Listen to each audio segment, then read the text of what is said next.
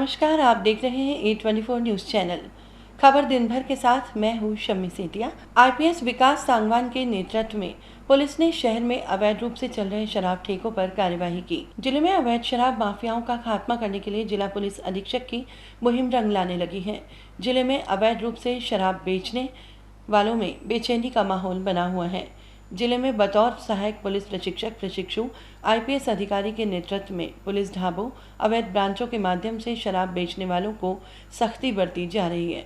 Police द्वारा बीती रात को कार्यवाही करते हुए सामोला चौक स्थित ढाबे पर कार्रवाई करते हुए अवैध रूप से रखी अंग्रेजी शराब और बियर जब्त करते हुए मालिक को गिरफ्तार कर लिया।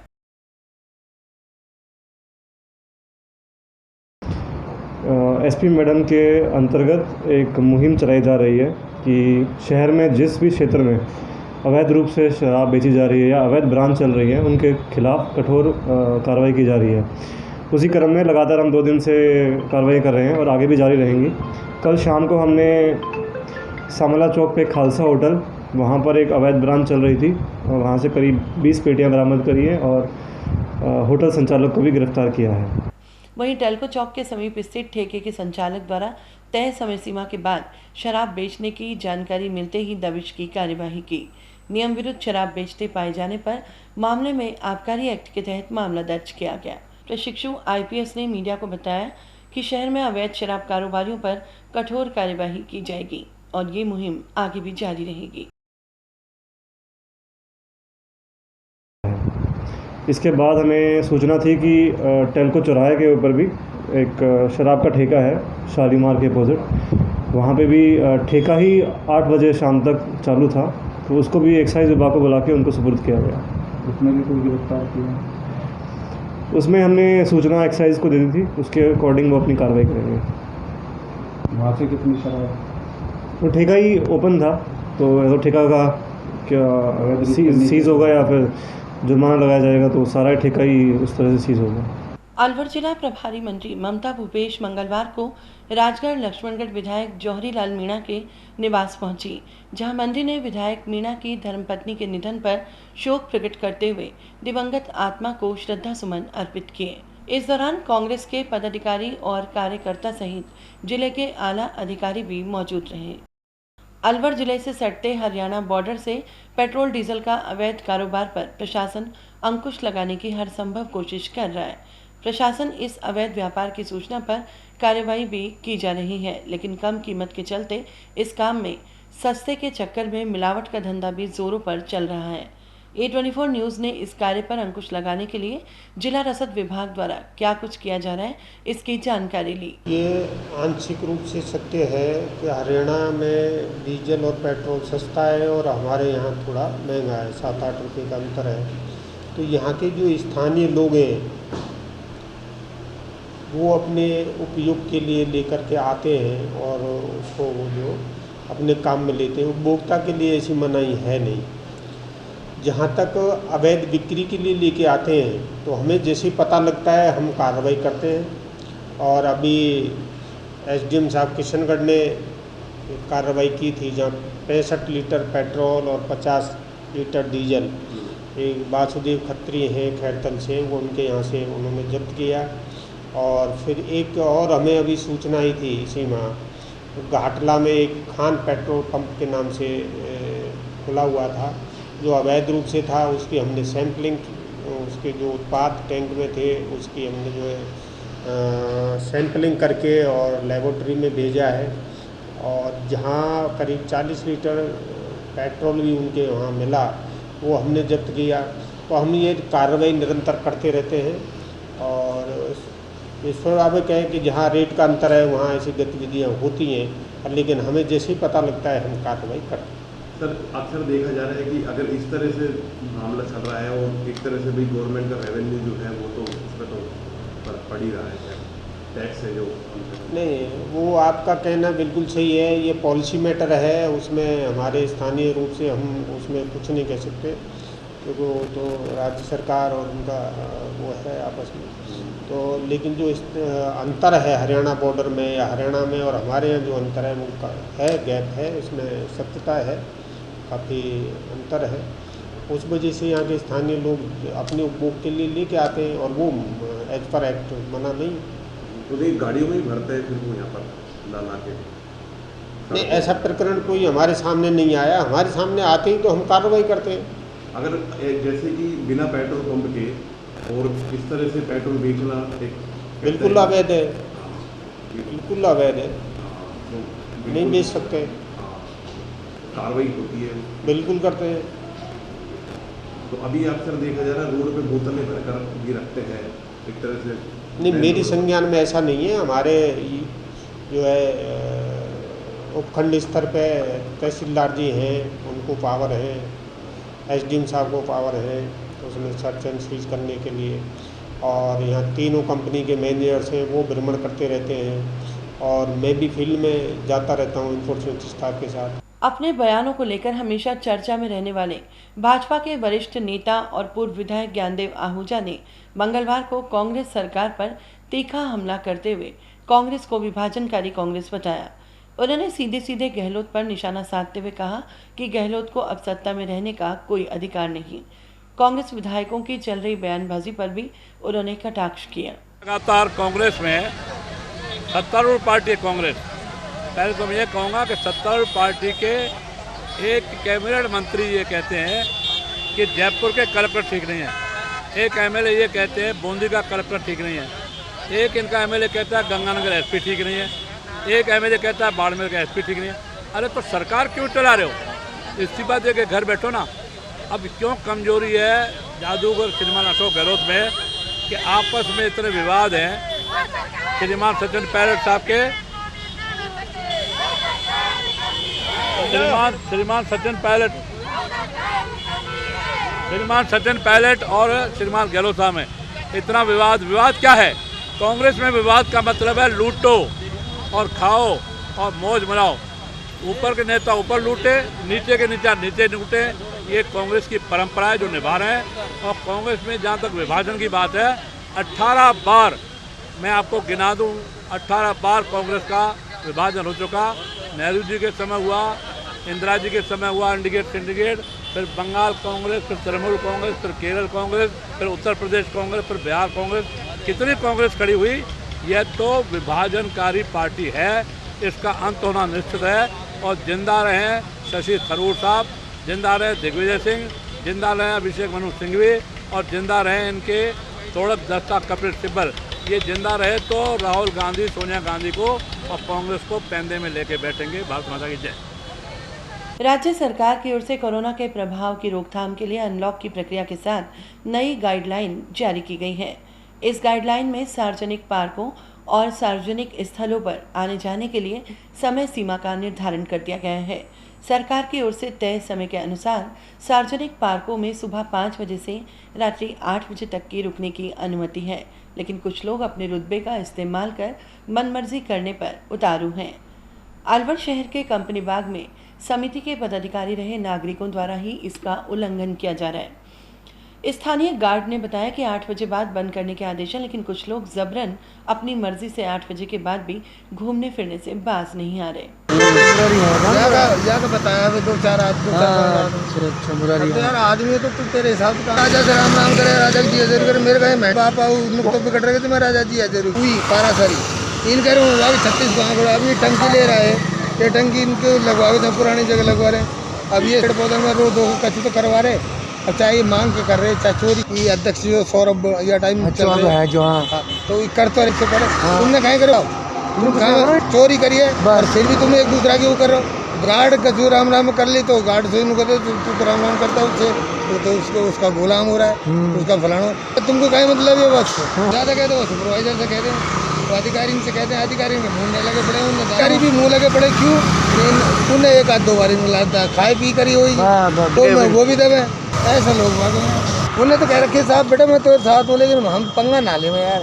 तो राजेश जी हमारा सिद्धांत ये है कि फालतू किसी से उनको हमारा टाइम पास करना 8 घंटे या भाड़े में, लेकिन यार बिल्कुल सेफ पे पहुँच कर काई करा जब खेमे आप लोगों से। तो अब यहाँ से 2-4 बार वीडियो बना कि या कि शिमला की खराब हो रही है, या कि चद्दर उठी पड़ी, या कुछ बताइए मैंने यार ऐसे इसका पेड़ टूट जाएंगे, सूख जाएंगे ना हो रहा ना।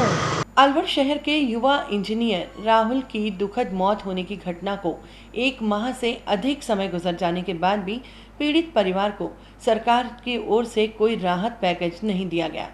ये सब किया जाना सरकार की कार्यशैली पर प्रश्न चिन्ह लगाता है।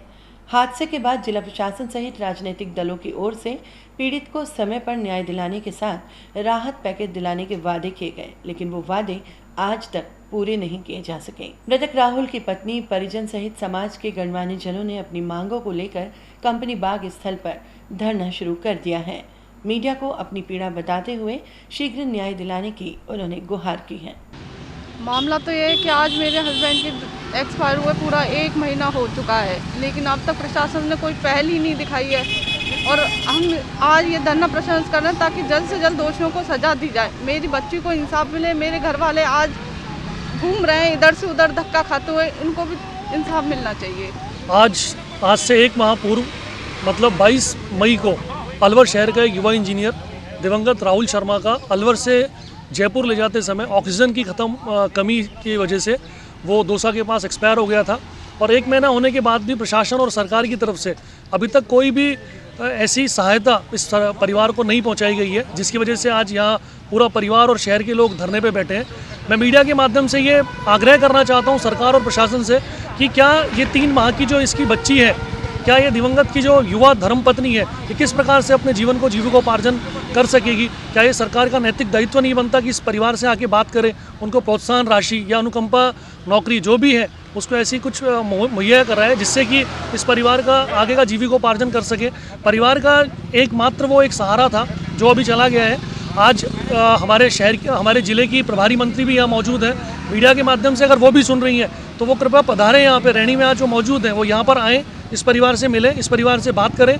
और सरकार में हमारा आगे भी विश्वास बना रहेगा अगर इस परिवार को जल्द से जल्द ये दिवंगत की धर्मपत्नी को सरकारी नौकरी और अगर इनको अनुकंपा राशि प्रदान करते हैं तो हम पूर्ण रूप से सरकार के ऊपर धन्यवाद ज्ञापित करेंगे।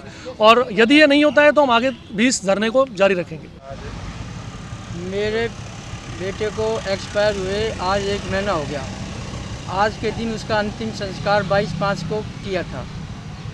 तब से ही मैं प्रशासन के यहाँ चक्कर काट रहा हूँ। प्रशासन की लापरवाही से मेरे बच्चे की मृत्यु हुई है। प्रशासन से मैंने एक एम्बुलेंस ली थी किराए पे। उसमें जब एम्बुलेंस पे मैं अपने बच्चे को लेके गया था तो वो सही था एकदम। उसके बाद उसमें 1.5 घंटे में ही उसके दोनों सिलेंडर ख़त्म हो गए।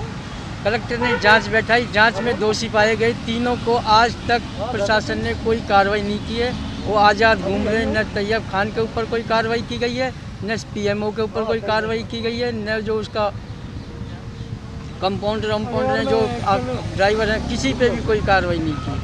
1 महीने से मैं उनके पास चक्कर काट रहा हूँ। वे आते हैं, आ जाते हैं, आश्वासन दे जाते हैं कि दोषियों को सज़ा मिलेगी, सख्त सज़ा मिलेगी। न तो कोई दोषियों को सज़ा मिली है और न ही मेरे परिवार के साथ कोई संप्रतिक उन्होंने की है। अब क्या मांग है आपकी? क्या मेरी मांग यही है कि मेरे बच्चे को एक्सपायर हुए 1 महीना हो गया। जैसे ही ये मेरे बच्चे के साथ प्रशासन ने किया है वैसे ही शायद पिछले बार भी करते आए और आगे भी करते रहेंगे। जब तक इनको सज़ा नहीं मिले तब तक मेरे को और मेरे बच्चे को न्याय नहीं मिलेगा।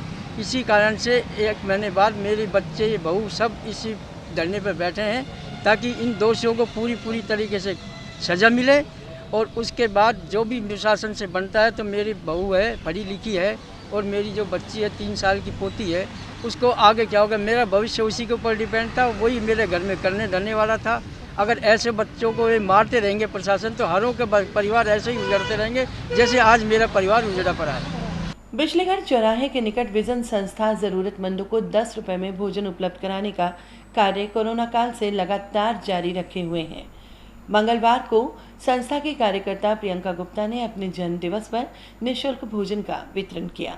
इस वितरण कार्य के अवसर पर भाजपा के वरिष्ठ नेता ज्ञानदेव आहूजा ने संस्था के कार्य की सराहना करते हुए विजन संस्था के सभी कार्यकर्ताओं का आभार प्रकट किया।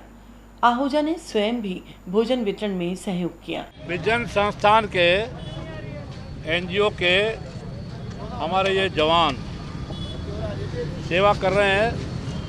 सरकार से आगे बढ़ कर के, गवर्नमेंट से आगे बढ़ के सेवा कर रहे हैं और सिर्फ 10 रुपये में यहाँ भोजन करवा रहे हैं विजन संस्थान अलवर NGO, यह बहुत ही बड़े उद्देश्य की और प्रेरणा की बात है।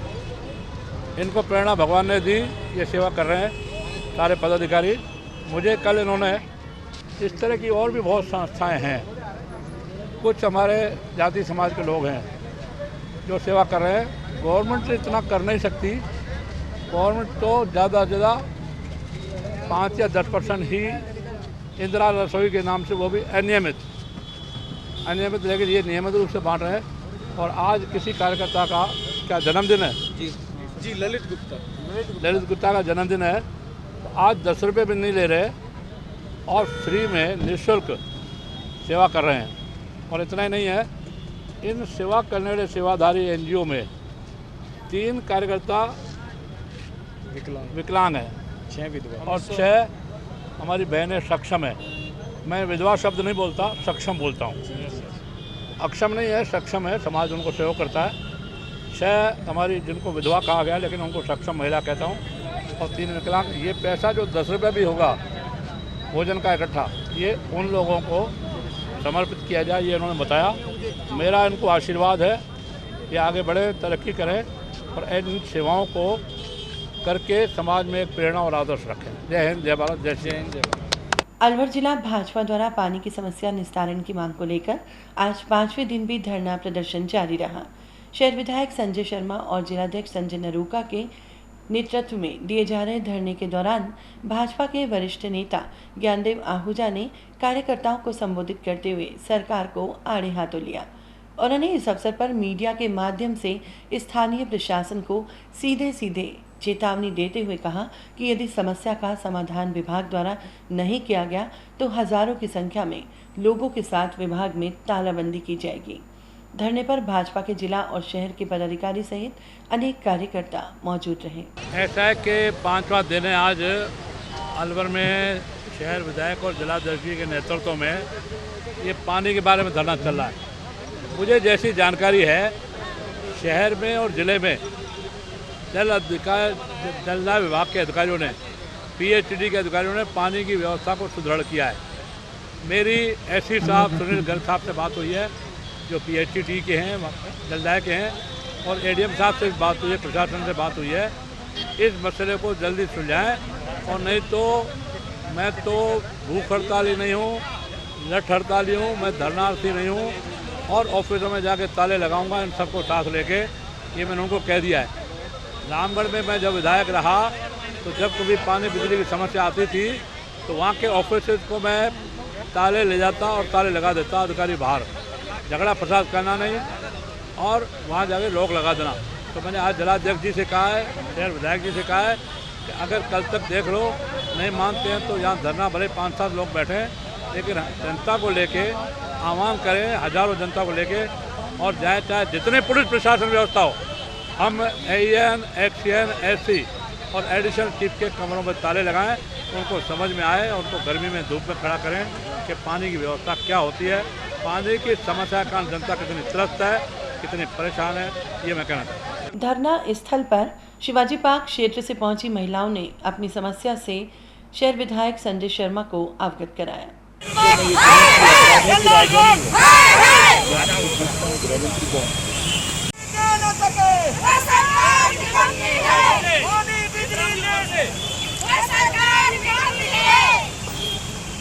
विधायक ने प्रशासन को समस्या से अवगत कराते हुए शीघ्र समाधान करने के लिए कहा। शर्मा ने मीडिया को संबोधित करते हुए कहा कि प्रशासन पानी की समस्या समाधान को लेकर पूर्णतः लापरवाह बना हुआ है। पानी की समस्या को लेकर के जिस प्रकार से जिले शहर में पानी की समस्या आई, उसको लेकर के आज हमारा जो शहर का हृदय स्थल है, शहीद आजम भगत सिंह जी की प्रतिमा के नीचे हम सब लोग धरने पे बैठे हैं। अभी शिवाजी पार्क से हमारी कुछ माताएं बहनें आई थी, वार्ड नंबर 56 से हमारी माताएं बहनें आई हुई हैं। इनके यहाँ पानी लगभग 2.5-3 साल से नहीं आ रहा है। उनके यहाँ चौकिंग की वजह से पानी नहीं आ रहा था, तो मैंने एक्शन साहब को और संबंधित AN को फ़ोन करके कहा है कि आप तुरंत प्रभाव से जो चौकिंग का काम शिवाजी पार्क में चल रहा है, उनका ये कहना था कि 2 कैमरे चल रहा है, शीघ्र हम 3 कैमरे चालू करेंगे। इसके साथ साथ आपके यहाँ बोरिंग की आवश्यकता थी, तो मैंने एक्शन साहब को आग्रह किया कि जो मुझे पार्षद जी ने दी जानकारी, उसमें हाउसिंग बोर्ड ने बोरिंग के लिए पैसा दिया, क्योंकि वो हाउसिंग बोर्ड की सोसाइटी है। उस नाते जब हाउसिंग बोर्ड का पैसा गया तो मैंने हाउसिंग बोर्ड ने आपको वहाँ बोरिंग करने के लिए पैसा दे दिया है, तो बोरिंग को शीघ्र करा दे, जिससे हमारी माताओं बहनों को पानी की व्यवस्था जो समस्या उससे निजात मिलेगी, उनको राहत मिलेगी। जिला भाजपा की ओर से भगत सिंह चौक पर मंगलवार को धरने की शुरुआत भाजपा के संस्थापक सदस्य सुंदर सिंह भंडारी के चित्र पर माल्यार्पण के साथ की गई। भाजपा प्रदेश की आयोजित बैठक में स्थानीय प्रदेश प्रतिनिधियों ने धरना स्थल पर मौजूद रहते हुए वर्चुअल बैठक में भाग लिया।